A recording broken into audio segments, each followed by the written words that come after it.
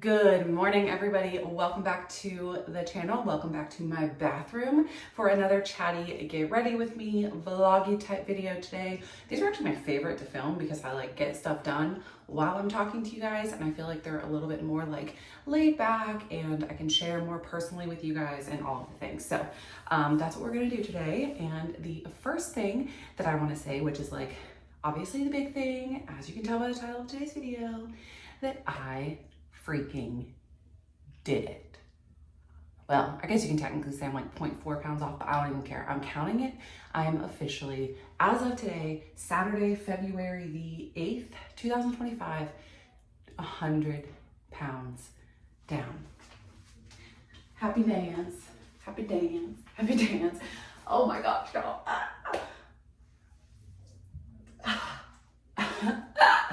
Okay, I don't even know like how to like talk about this in a way that I'm not gonna like start crying or something. I don't know. It is something that I didn't realize that I necessarily wanted, but then when I got closer and closer to the goal, I decided that I did want, and then it happened super fast. So if you are new here, I'm sorry, if you saw my video last week, then you know that I was about 5 pounds down, or 5 pounds away from goal last week. And I weighed this morning, and again, I'm at it now. And I think, I mentioned before, if you're new here, if you've not been following my journey, I mentioned before that I tend to drop weight like randomly, you know, like I will be at a certain weight and I'll hang out there for a while, and then all of a sudden I will drop like 4 or 5 pounds. And I think that that is what happened. My body tends to like, hold on. And then all of a sudden it'll be like, okay, fine, we'll let go a little bit of it. And I think that's what happened.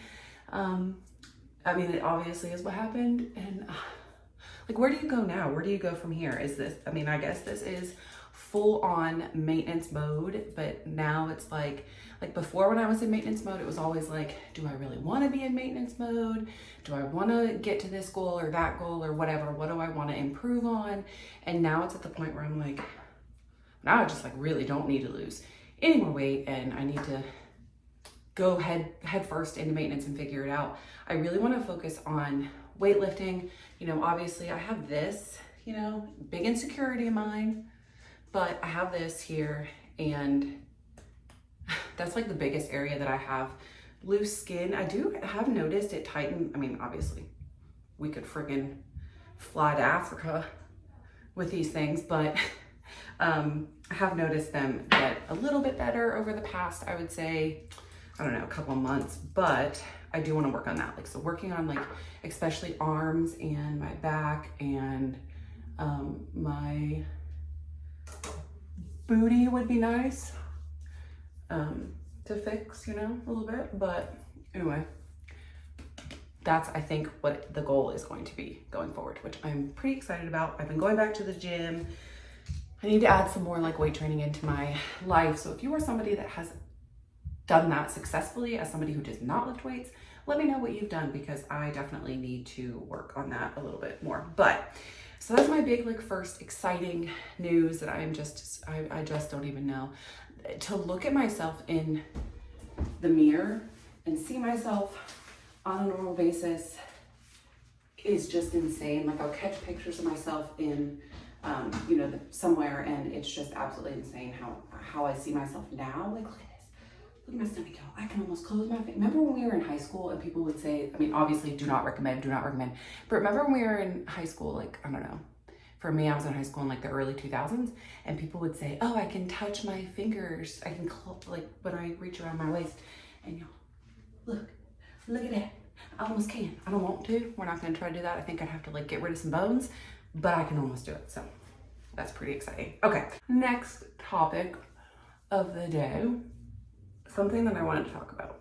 For me personally, I've been reminiscing on my journey, especially this morning, like since I hit the 100-pound mark or whatever.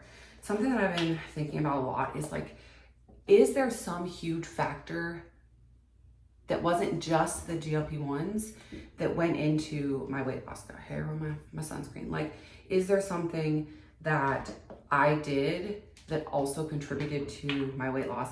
And I've been thinking about this a lot lately because of the fact that I want to start sharing some of y'all's stories. I put out a call for that. I have like 15 to 20 people. And I think there's, that maybe doesn't go on there, that I have gotten back to, and then people that I've seen their messages and just haven't gotten back to responding yet. So I have a huge like playlist of people that are going to be coming on and sharing their story, which I'm really excited about. But it got me thinking, if I'm going to be sharing other people's stories, then maybe I need to share mine. So that full story is going to come later this week. But the main thing, like I was saying, like, is there something that really was a driving force in me finally being able to get healthy besides just the medicine? And like instantly, the one major thing that I thought about was the fact that my mental health had a pretty drastic shift after, like right when I started losing weight, actually. If you've been here, you know, but right after. So I started my journey in November of 2022. In January of 2023, I made the choice. Nope, that's not it. I need this one. I made the choice to cut my oldest brother out of my life. If you know, you know. I've mentioned before that I have childhood trauma, abuse, whatever. So he is the one that facilitated all of that. And I had him in my life forever, right? For my whole life. I never had cut him out of my life because my family very much encouraged me and all of his other people that he messed with to keep him in our life because of his mental illness. My brother is a paranoid schizophrenic. So anyway, in January of that year, I made the decision to cut him out of my life. And I can say with like 100% heat protectant, 100% certainty that the fact that I did that right in the beginning of my journey absolutely, somebody just pushed something under the door at me. I think it's a pint holder. Absolutely facilitated me being in the right mental headspace to do it. And I spoke recently in a video about how mental health needs to be focused on more in the GLP-1 space. Like maybe we need to be more, like even maybe required to have mental health services like they do in bariatric surgery, that maybe we even need to be required to do that because of the benefit that getting mental help would have on your weight loss and your overall effect. And I got to thinking, like, look at me, like look at the great example that I am, because when I eliminated that stressor from my life, I was absolutely able to completely transform my journey, and it allowed me to focus on my health and getting healthy. And one of the big things with that in particular, which I'm going to touch on this in detail soon, but I almost used weight as a way to hide from him, like as a way to not be noticed for my whole life. And I didn't realize it until after the fact, like if I was unattractive or unhealthy in that space, then he would leave me alone, right? And that's a whole thing that we can touch on, but I think that eliminating that stressor, that factor out of my life really helped me to be able to take the medicine and use it as a tool to lose weight. You know what I'm saying?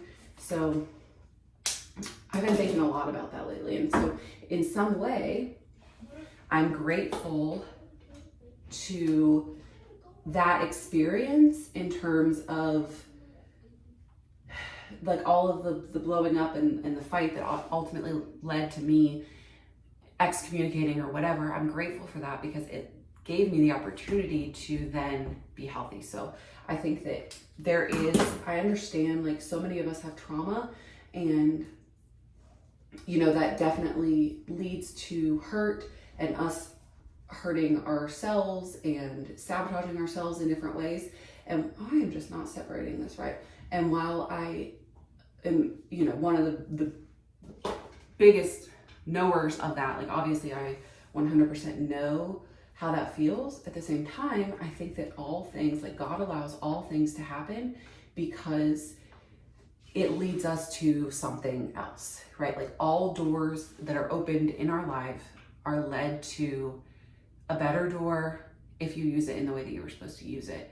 I contribute that, one second guys, I contribute that experience that I had in my childhood for pretty much shaping me into the person that I am today, with my confidence level, with my carefree attitude, with my real level-headedness, because in my mind, like, I was been through like so much crap, like you can't really scare me.